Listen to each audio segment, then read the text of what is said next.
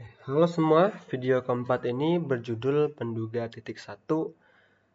Di bab penduga titik gue bagi dua karena kontennya agak banyak, sama juga di Handout StatMat. Penduga titik itu dibagi jadi dua bab. Makanya dipisah jadi dua bagian, dan di bab ini akan bahas sisa dari bab 3 di Handout StatMat.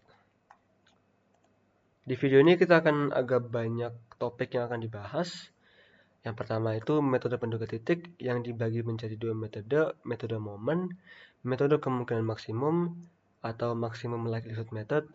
Yang kedua itu sifat-sifat penduga titik, yaitu ada 3, ketabiasan, efisiensi, dan kekonsistenan.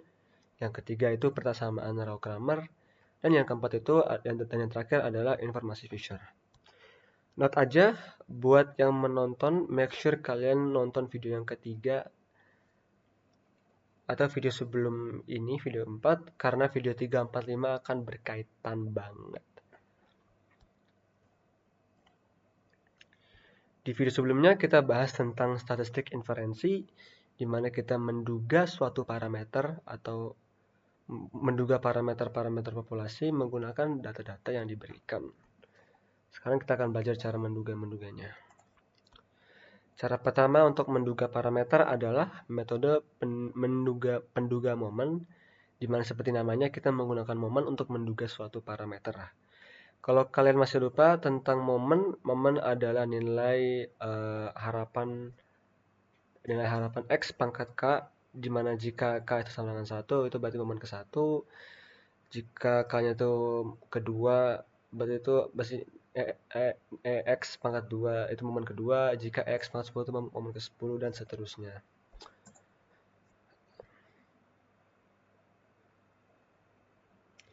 Di PTP kita juga bahas tentang metode untuk mendapatkan momen tersebut, yaitu metode pembangkit momen, di mana definisinya adalah MXT sama dengan nilai harapan dari E pangkat T kali X. Metode ini kita menggunakan fungsi baru, yaitu metode momen itu adalah teknik dalam statistik yang menggunakan momen-momen tertentu dari distribusi sampel untuk mengestimasi parameter-parameter dari distribusi populasi. Simpel itu dari ketiga ini salah, ini harusnya nggak masuk, tapi dua hal ini digabungkan jadi satu.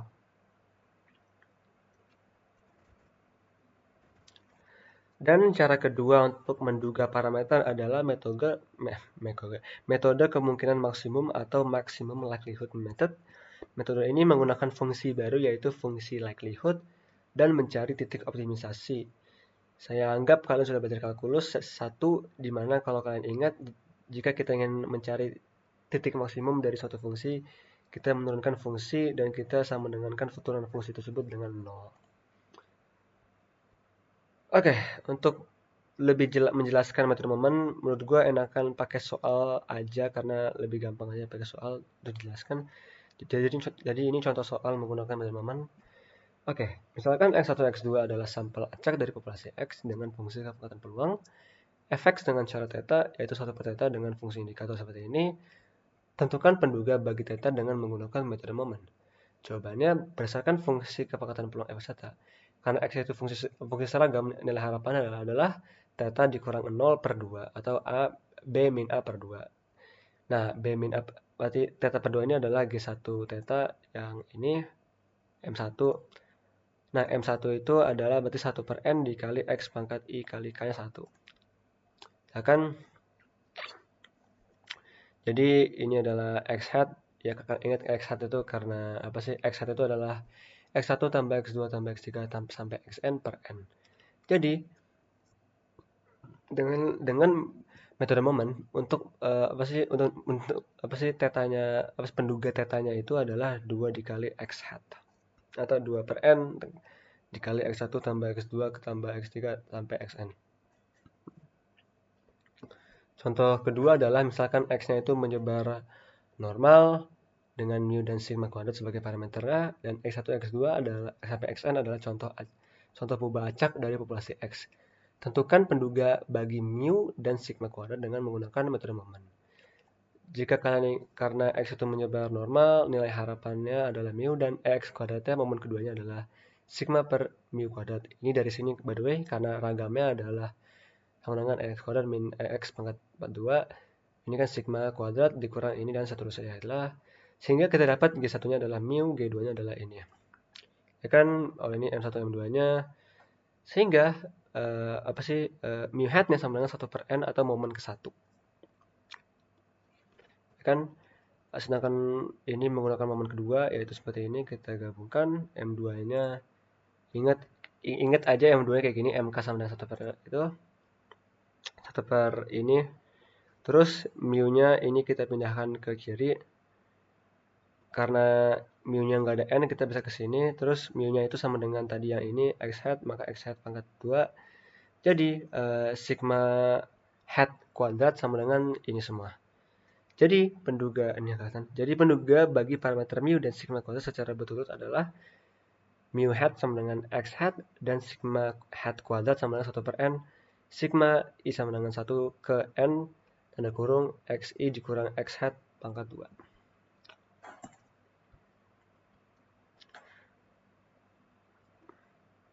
Metode momen menurut gue tuh agak aneh. Tapi simpelnya karena nilai harapan distribusi normal itu ini contoh misalnya distribusi normal ya. Nilai harapannya adalah mu dan bisa dibilang X itu bisa bilang kayak mirip kayak mu, jadi kita gabungkan bahwa mu itu mirip kayak X hat.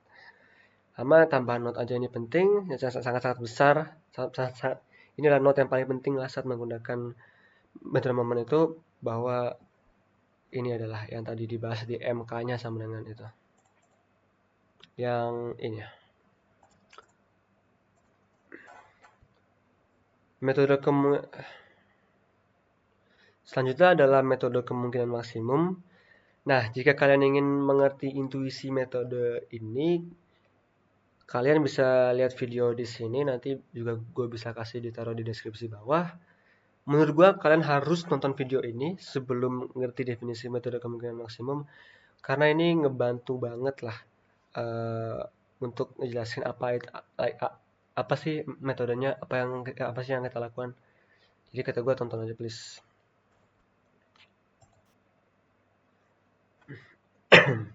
Contoh soal yang ada di videonya, misalkan kita punya distribusi eksponensial dan di distribusi eksponensial hanya ada satu parameter lambda. Dengan metode kemungkinan maksimum, duga parameter lambda.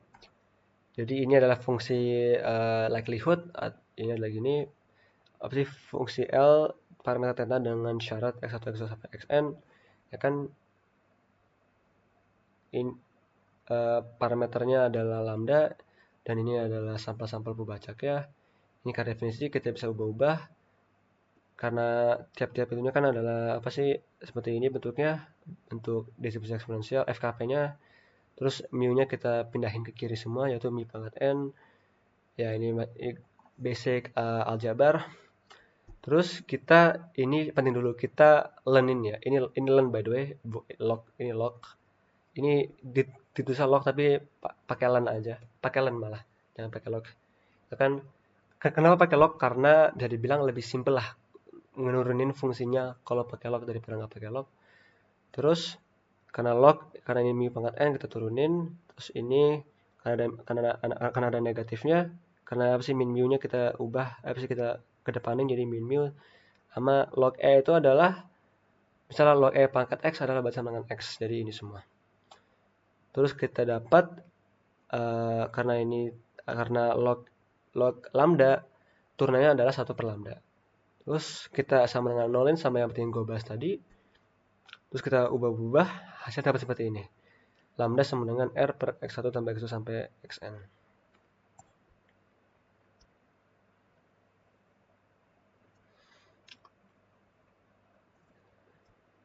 Berikut cara step by step yang ada di handout StatMath. Jadi seperti ini. Pertama, definisikan fungsi kemungkinan likelihood untuk amatan sampel X1, X2 sampai Xn. Perhatikan bahwa setiap theta yang memaksimalkan L theta juga akan memaksimalkan fungsi log. Ini yang gue jelasin. Ini sebenarnya ini nggak bilangin ini yang apa sih, Perhatikan bahwa setiap nilai theta yang memaksimalkan L theta juga akan memaksimalkan fungsi log. Ini simpelnya itu kita mengatakan bahwa L theta sama len L theta itu sebenarnya sama-sama ngemaksimalin kok. Jadi nggak apa-apa kita ubah ke len. Sama sama kan itu plusnya itu kita lebih gampang juga turunannya. Dan yang ketiga adalah nyatakan theta sebagai theta hat untuk memperoleh penduga kemungkinan maksimum bagi theta dengan menggantikan amatan sampel dengan perubahan acak. Nah, ini juga ada contoh selanjutnya adalah misalkan X1 X2 adalah sampel acak dari populasi X dengan fungsi kekuatan peluang. Ini tentukan penduga theta dengan menggunakan metode kemungkinan maksimum. Berarti soalnya sama kayak metode momen tadi yang ini ya.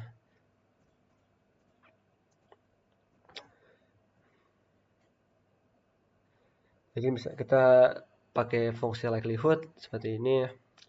Maka kita dapat 1 per theta. 1 per theta itu adalah karena ini dikali semua, berarti kan 1 per theta dikali 1 per theta sampai n kali, berarti kita sepangkatin, kita kasih kita lenin, karena lenin ini ke depan, ya kan, sama ini by the way ini kan theta pangkat min n, jadi min n dikeluarin, terus kita turunan ini jadi min n per theta, ya kan.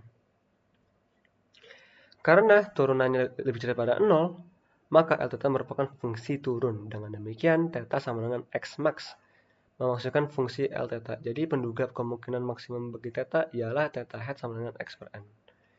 Sebab itu karena fungsinya kan fungsi turun kan ya. Fungsinya kayak menurun. Jadi kita apa sih kita pengen ambil perubahan acak yang paling besar lah. Itu dari intinya dari ini. Dari metode kemungkinan maksimumnya. Dari soal ini ya. Nah, selanjutnya ini yang agak lebih ke teoritis, sifat-sifat penduga titik. Di awal materi gue nyinggul bahwa ada 3 sifat-sifat penduga titik, yaitu keterbiasan, efisiensi, dan kekonsistenan. Nah, penduga titik itu harus nggak bias, seefisien mungkin, dan konsisten. Kenapa? Untuk memastikan bahwa estimasi yang dihasilkan adalah akurat seakurat mungkin, dapat diandalkan, dan seefisien mungkin dalam menggambarkan parameter populasi yang diinginkan. Ini contohnya. Misalkan kita punya sampel yang kita asumsikan dari distribusi normal, dan kita memiliki statistik X hat yang menduga, kita punya statistik aja ini X hatnya salah, yang menduga mu atau rata-rata sampelnya. Misal juga kita tahu bahwa apa sih, kita somehow tahu bahwa apa namanya mu-nya itu adalah 20, kita akan membandingkan dua statistik yang menduga mu. Jadi ada statistik T dan statistik G. Statistik T itu adalah sama dengan 20, sedangkan statistik G itu adalah X1 tambah X2 tambah bla bla bla Xn sama dengan tambah Xn per N atau seperti ini. Nah, dari kedua statistik mana yang lebih bagus dalam menduga parameter mu? Janganlah jawabannya, tapi mungkin kan adalah jawabannya, tapi adalah statistik G. Dalam kasus ini ya, dalam kasus mu-nya sama dengan 20, statistik itu beruntung aja, nilai harapan 20. Tapi kalau nilai harapannya berbeda, misalnya kayak 10 kayak 50, statistik kan bakal jadi statistik yang nggak bagus lah untuk menduga parameter mu. Apalagi kalau statistiknya apalagi kalau parameternya atau di dalam konteks ini nilai harapannya nggak diketahui, itu bagaimana dong, ya kan? Nah, sifat penduga titik yang pertama yang akan dibahas adalah keterbiasan.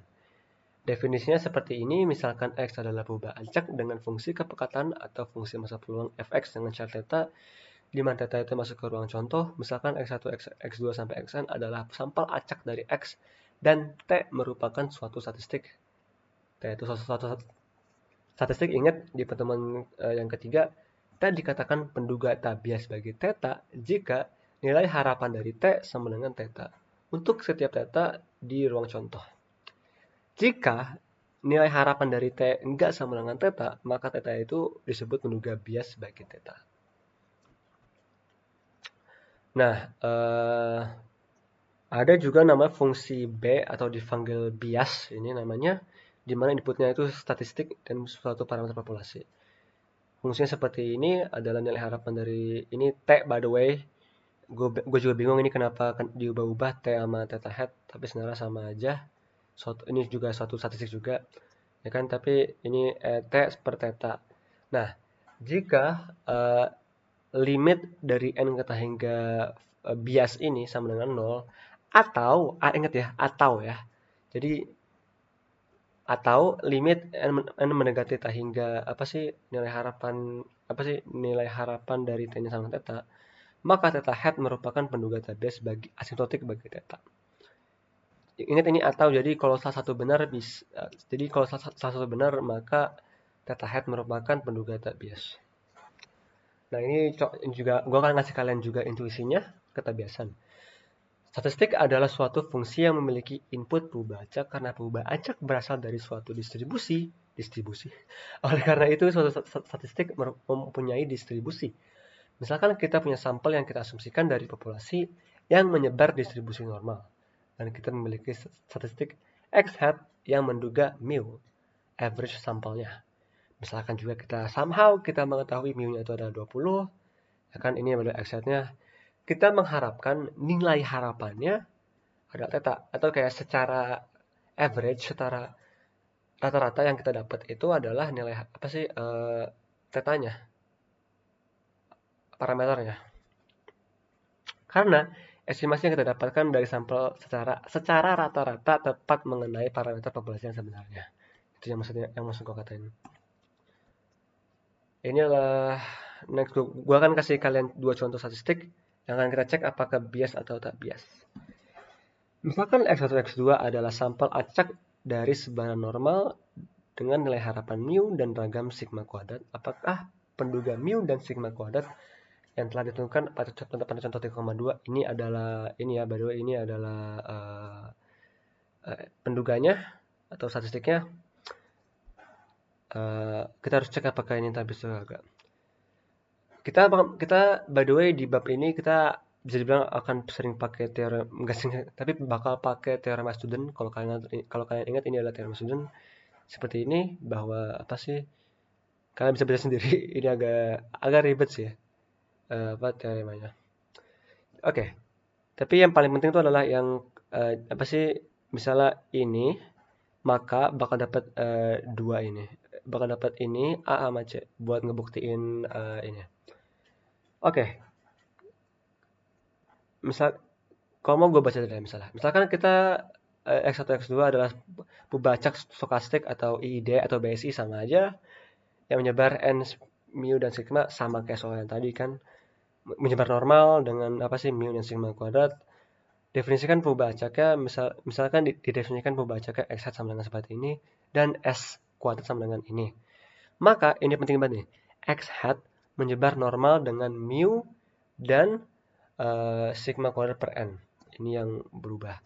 Nah, karena sigma kuadrat itu nilai harapannya adalah mu, jadi ya penduganya nggak bias dong pasti. Karena kan kita udah tahu kan dari teorema student bahwa X hat itu menyebar normal dengan nilai harapannya mu. Ya udah, berarti X hat itu penduga tak bias. Nah, misalnya nah itu yang pertama ya untuknya mu. Sekarang kita akan coba sigma hat kuadrat. Berarti kita akan mencari nilai harapan sigma hat kuadrat, yaitu adalah seperti ini. Ini definisinya kita ubah. Terus kita kali n-1, n-1. Kenapa? Karena kita bakal pakai ini. Yes, ini bakal agak ribet. Oke, tapi kita kali n-1, terus n-1 per n kita keluarin. Kita bakal dapat ini, seperti nilai harapan dari 1 per n, di mana ini. Nah, ini adalah sampel kuadrat. S kuadrat dari teorema student, ya kan? Nah, nilai harapan dari S kuadrat itu seperti ini. Ya kan? Terus kita kalikan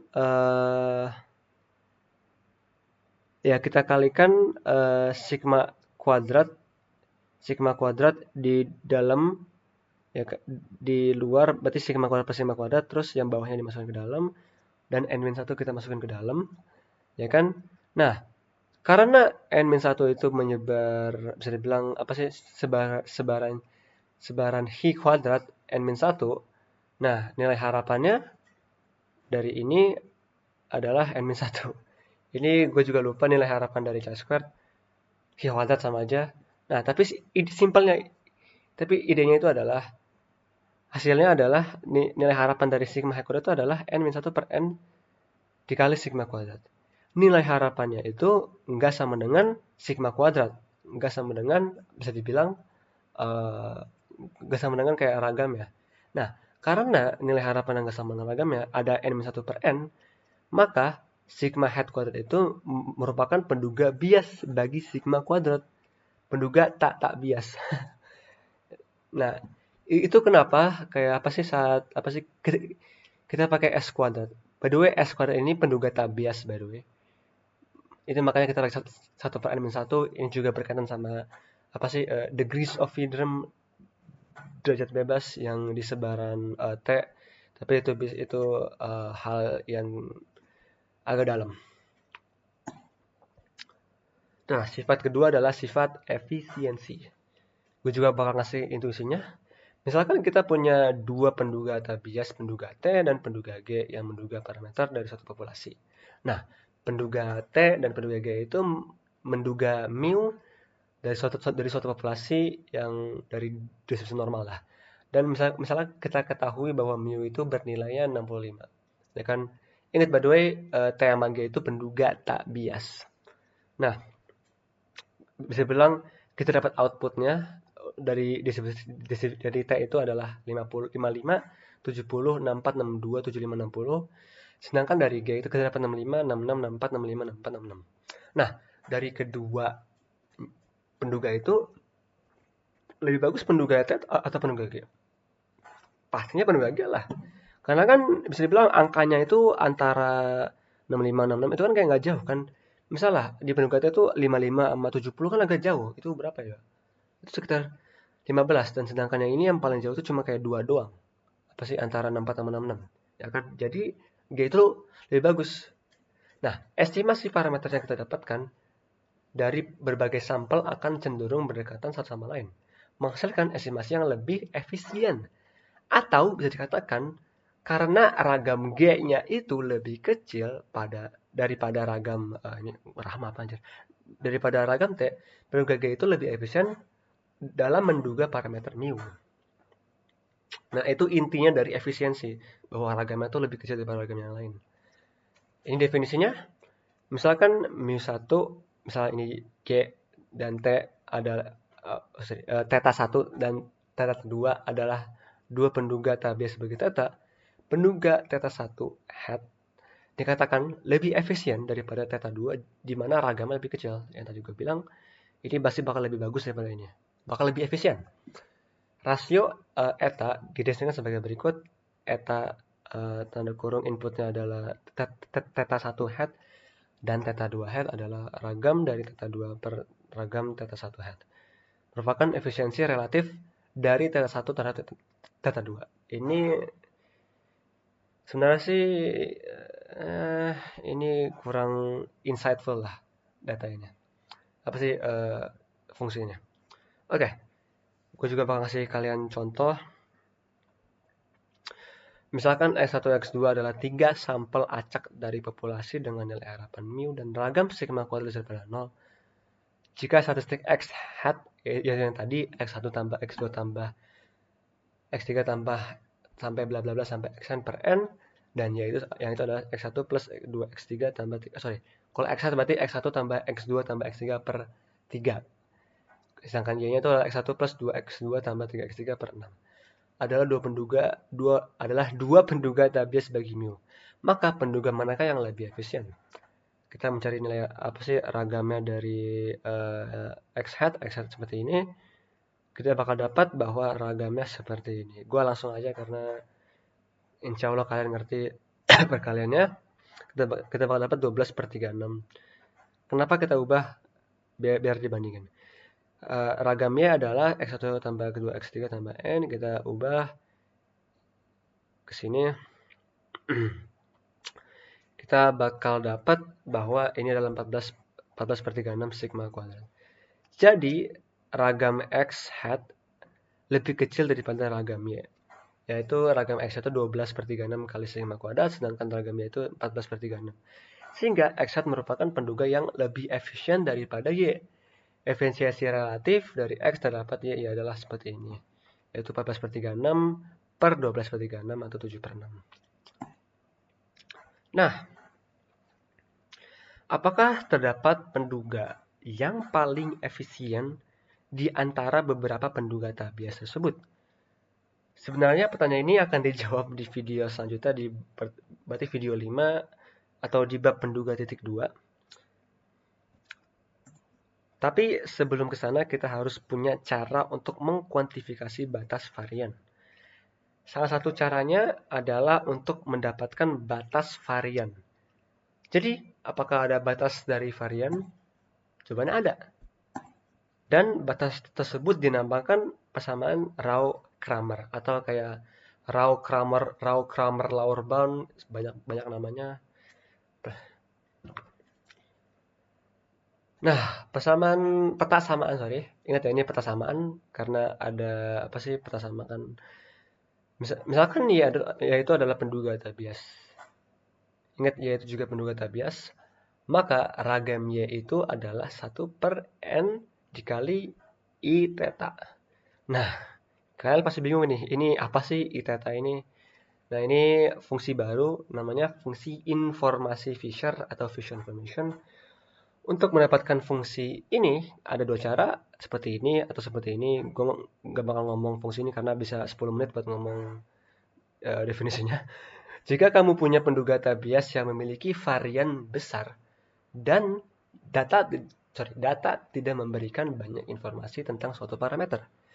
Jika kamu punya penduga yang memiliki varian kecil, data akan memberikan lebih banyak informasi tentang suatu parameter. Tadi yang gue bilang tadi, yang ini maksudnya apa sih, kalau variannya kecil bakal apa namanya? Apa sih yang gue bilang? Apa sih, akan memberikan lebih banyak informasi tentang suatu parameter, ya kan? Ini lebih banyak ngasih informasi tentang parameter daripada ini kan pastinya. Oke. Nah, note aja nih untuk informasi Fisher, semakin kecil varian, semakin besar informasi Fisher. Itu jelas, by the way. Dan secara khusus informasi Fisher itu mengukur presisi dan keandalan dan dari estimasi parameter berdasarkan data yang tersedia. Nah, ada juga nih cara kita menghitung seefisien apa suatu penduga tabias masalah. Jadi suatu efisiensi suatu penduga itu adalah gini, 1/n dikali informasi Fisher per ragam penduganya. Ini X hat aja karena ini sebenarnya di handout Satmat nggak ada definisinya, apa namanya, nggak ada benar-benar definisinya, nggak ada definisi efisiensi, tapi ini apa sih, ada buat di salah satu cara ngerjain soal. Oke, contohnya. Misalkan X adalah perubahan acak dari sebaran eksponensial dengan fungsi kekuatan peluang seperti ini. 1/θ dikali E pangkat minus X per θ dengan fungsi indikator seperti ini, di mana θ-nya itu lebih besar daripada 0. Nah, karena fungsi seperti ini, maka ln-nya adalah seperti ini. Ini gampang, ya kan? Tinggal diturunin aja. Terus kita turunkan fungsinya, kita bakal dapat seperti ini. Terus kita kuadratkan fungsi ini dan kita bakal dapat seperti ini.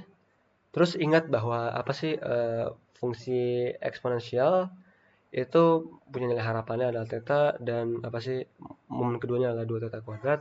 Sehingga dengan pakai definisi yang ini 3,7 yang ini ya, kita bakal dapat ini kita ubah ke X akan jadi θ, X kuadrat itu jadi 2θ kuadrat, ya kan? Kita kecilin, kita bakal dapat 1/θ kuadrat. Ini adalah informasi Fisher-nya. Oke, contoh kedua adalah misalkan X1, X2 adalah sampel pubacak dari sebaran Poisson dengan nilai harapan θ lebih daripada 0. Tunjukkan bahwa X hat adalah penduga efisien bagi θ. Penduga paling efisien ini, by the way. Pertama kita ini langsung diturunin fungsinya, kayaknya Pak Wadi gercep. Jadi fungsi Poisson apa ya, gue lupa lagi. Tapi fungsi Poisson ada eksponensial aja. Sorry, ada apa namanya? Ya inilah, tanda seru terus kita kecilin, ini kita turunin. Untungnya ini karena nggak berkaitan dengan parameter, ini jadi 0, ini jadi 1, ini jadi apa sih, X per theta. Kita bentuk seperti ini, terus kita kuadratin fungsinya, terus kita nyari nilai harapannya. Nilai harapannya ada 1 per theta.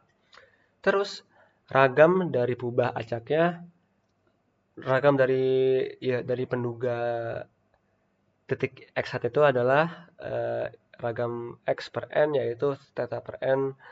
Nah, batas bawah Rockramernya 1 per n. Ini kita pengen cari pakai fungsi ini. Kita udah dapat var x, kita pengen nyari n dikali, kita pengen nyari informasi besarnya. Informasi besar adalah 1 per theta, yaitu adalah var x. Ya kan? Karena apa sih var ini sama ini sama, maka efisiensinya adalah 100%. Jadi x hat itu adalah penduga paling efisien. Jika efisiensinya itu 100%, maka itu merupakan penduga yang paling efisien. Nggak ada yang lebih efisien daripada itu, karena ya jelas sih 100%, berarti paling efisien. Nah, itu tuh di bab abis ini, di video selanjutnya adalah namanya MVUE. MVUE. Artinya apa sih? Minimum Variance Unbiased Estimator. Minimum variance, ragam minimum, paling minimum, nggak bias penduga. Penduga dengan ragam paling minimum dan tak bias.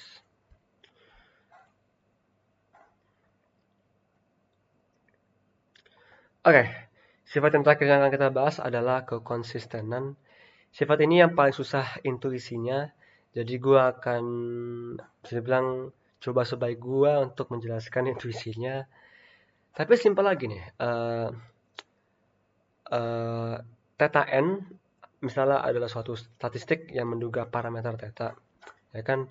Nah, semakin banyak sampelnya atau bisa bilang n-nya theta hingga, maka xn akan konvergen ke theta, atau xn-nya bakal jadi theta. Nah, konsep kekonsistenan mirip atau bisa bilang sama sih sebenarnya. Cuma beda variabel aja dengan konsep konvergen dalam peluang yang pernah kita bahas di PTP. Dan konsep konvergen dalam peluang itu agak mirip dengan konsep limit. Kalau limit kan untuk kayak fungsi, kalau konvergen, kalau peluang atau distribusi itu tuh untuk kayak peluang dengan ada batasnya sendiri, ya kan? Nah, ini cuma tambahan informasi bahwa misalkan x1, x2 sampai xn adalah contoh acak, suatu perubahan acak dari populasi x dengan fungsi kepekatan peluang fx dengan syarat theta. Misalkan theta hat adalah penduga bagi sampel berukuran n. Jelas bahwa penduga tersebut akan bergantung pada ukuran n, atau bisa bilang kayak theta itu pasti bakal bergantung sama n, ya kan? Apa sih, kalau semakin n banyak berarti theta-nya makin berubah. Oleh karena itu, untuk menunjukkan bahwa theta hat bergantung pada n, maka notasikan theta hat sebagai theta hat n, ya kan? Nah, ini adalah definisi dari konsisten. Misalkan x1, x2 adalah sampel acak dari populasi x dengan fungsi kepekatan fx theta, barisan penduga theta hat n disebut konsisten jika barisan himpunan theta hat n konvergen dalam peluang ke theta, yaitu untuk setiap epsilon lebih besar daripada 0, limit dari peluang mutlak theta hat n dikurang theta itu lebih besar daripada epsilon sama dengan 0. Untuk gua anggap kalian udah ngerti intuisi limit karena itu dibahas di pengantar logika matematika untuk Departemen Matematika IPB. Jadi gue nggak bakal menjelaskan intuisi limit, tapi gue akan menjelaskan intuisi konvergen dalam peluang. Misalkan x1, x2, x sampai seterusnya adalah barisan perubahan acak yang terdefinisi pada suatu ruang sampel sigma dengan apa sih, medan ruang contoh, medan sigma algebra dan peluang. Kita katakan xn konvergen dalam peluang ke suatu, ini sama-sama aja kan, cuma berubah Cuma yang bikin beda itu cuma definisinya aja. Cuma variabel ya. Nah, oke. Apa itu konvergen dalam peluang? Ini misalnya satu contoh kasus saja, misalnya X1 sama dengan 1. Nah, ini kan agak aneh kan definisinya. Ya kan? Tapi gue pertama akan menjelaskan tentang kayak yang dalam dulu dah. Apa sih maksudnya xn dikurang 1 ini? Ini sebenarnya maksudnya apa sih? Kan agak aneh lah, simpel lah. Ya kan? Tapi simpel lah itu untuk setiap epsilon tuh ada kayak kan misalnya ini kan angka kan ya, ada kayak selangnya itu epsilon. Epsilon itu bisa apapun by the way, bisa 10, bisa 0, bisa 1, bisa 5, bisa 0,01, bisa 0,000000000001, bisa apapun, tapi epsilonnya itu harus lebih besar daripada 0, ya kan? Simpelnya itu karena ini berarti sedang xn itu di antara ini, xn itu berarti lebih besar daripada 0, sehingga peluangnya itu ini. Oke, peluangnya ini bakal agak aneh. Tapi oke. Ini yang kalian harus benar-benar berpikir, oke. Misalnya kita punya X1 ya. X1-nya itu berbentuk seperti ini ya kan ya. Ini barisan ini dengan X1 aja. Terus ada X2 yang grafiknya seperti ini. Berarti barisan apa sih theta head N dengan S1 X2. Terus ini ada yang keempat.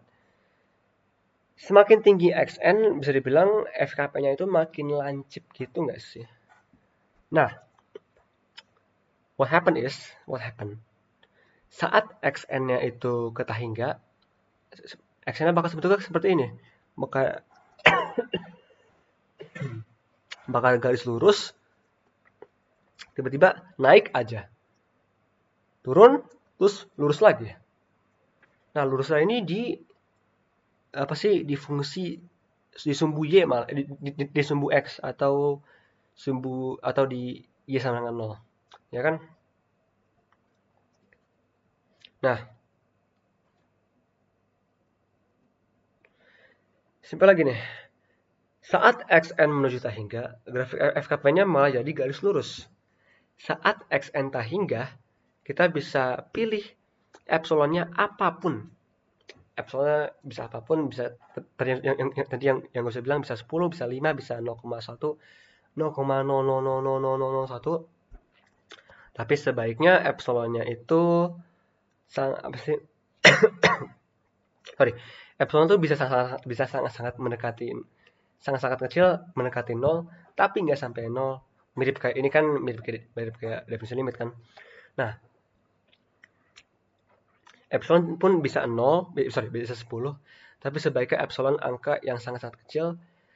Tetapi karena FKP-nya bisa dikatakan hanya garis di ini sumbu X atau Y sama dengan 0, maka peluangnya di selang epsilon itu bisa apapun, pasti bakal 0. Karena kan bisa dibilang kalau ingat kalau FKP-nya apa namanya? Kalau FKP kan kita harus nyari integral nyari daerah di bawah kurva kan ya.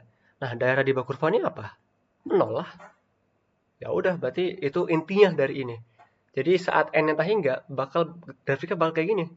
Saat grafiknya kayak gini, ya kan?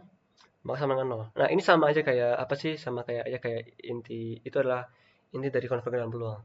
Jadi ini sama aja ngaruh ke mirip lah sama atau sama persis sama kayak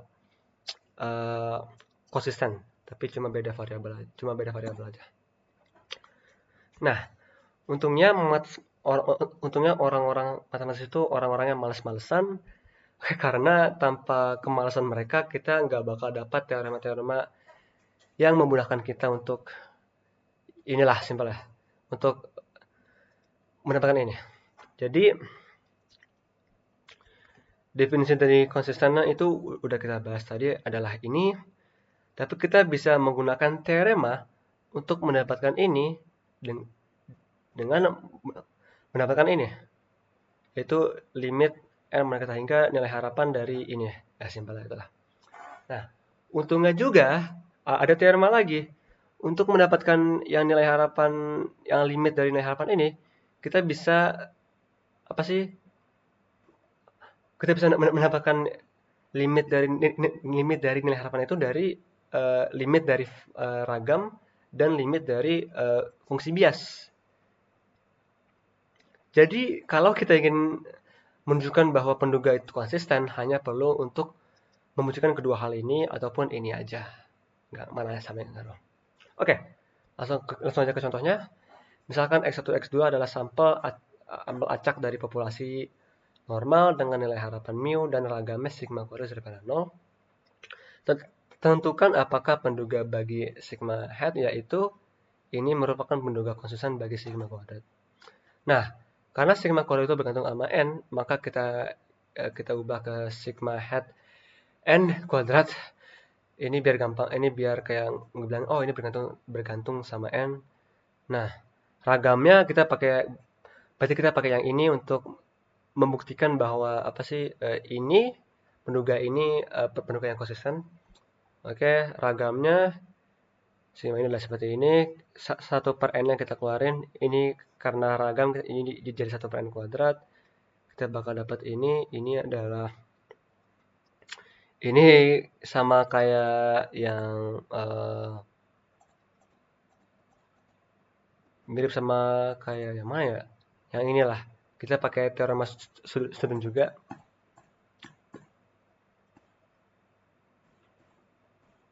Oops, skip. Kita dapat x kuadrat.